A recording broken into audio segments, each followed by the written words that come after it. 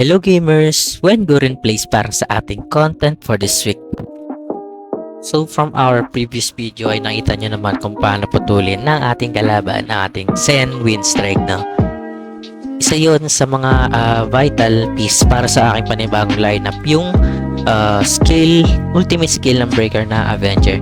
That's why we're grinding and para makakuha na maraming soulstone and at the same time mapalevel natin yung ating breaker na may Avenger. So let's go.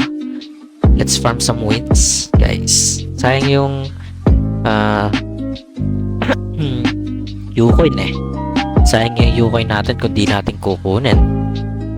I mean, gagamitin.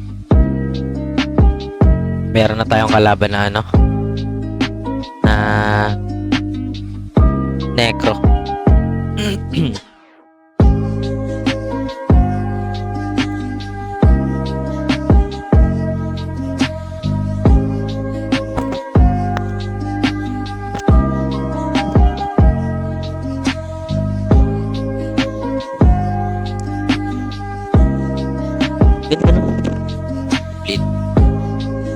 Parang may pangalawang impact.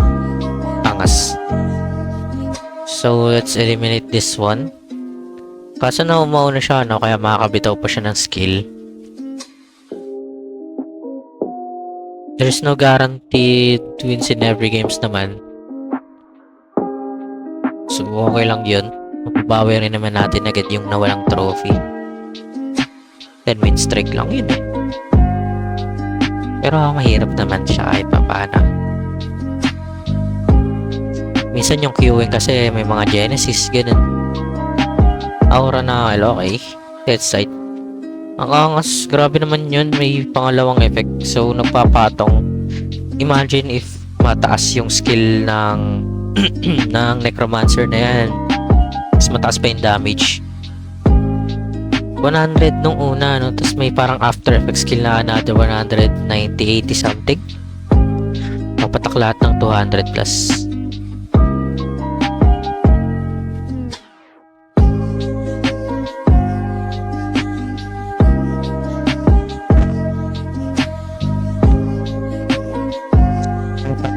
Ang ulti na to, as far as I know, hindi ko pa siya nababasa actually. Na-experience ko lang. So kapag nag-immortal pack siya and namatay siya, and nag-immortal pack yung Necromancer and namatay yung kampi niya magkakaroon doon na parang summon. Correct me if I'm wrong, pero ayun yung pagkakaano ko eh. So basically, since mag-isa na lang siya, useless na yung ano niya, yung ultimate niya. So it's a win for us. Panalo na tayo dito. Ayun. Pwede nyo naman panoorin or baka may makalaban akong ganun. Papakita ako agad kung tama ba ako or hindi. Wala naman tayong time basahin eh kasi medyo nakakalito. Ayun, may nakuha tayo, no? Pang Necromancer.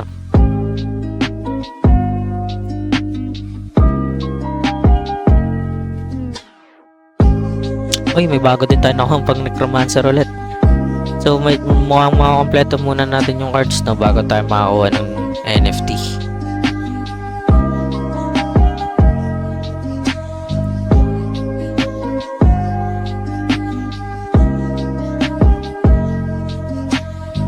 So, ito naman, lineup niya naman, medyo kaya din to.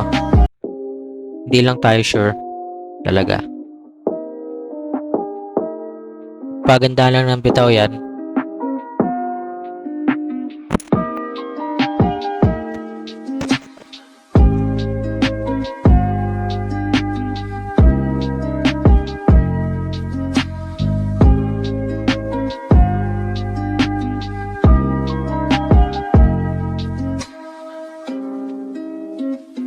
Ayan. Medyo sumasakit. Ang target niya is yung grappler natin.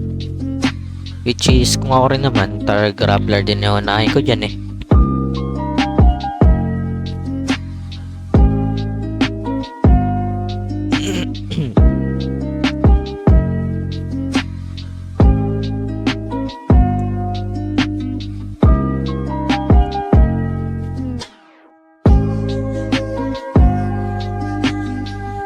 Bonchoy. Ayan, ito yung sinasabi kong diamond upper. Kung gagamit sila niyan dapat, mas mabilis sila. So, kasi mawawala ng kwenta yung passive doon.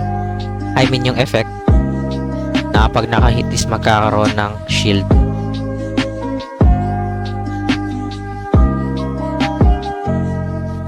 Yan, patay na. Wala na tayong problema, ano. Patay na rin yung ano natin. So, titingnan mo pa lang sa buhay, may kita mo na kung sino yung Loki, no? So, it's all good. Atin na to. Sure na ako.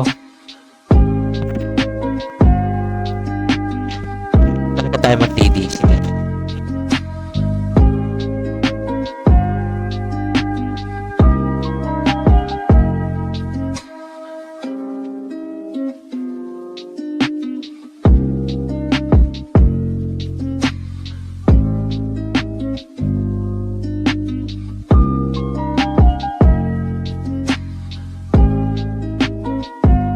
Ayun.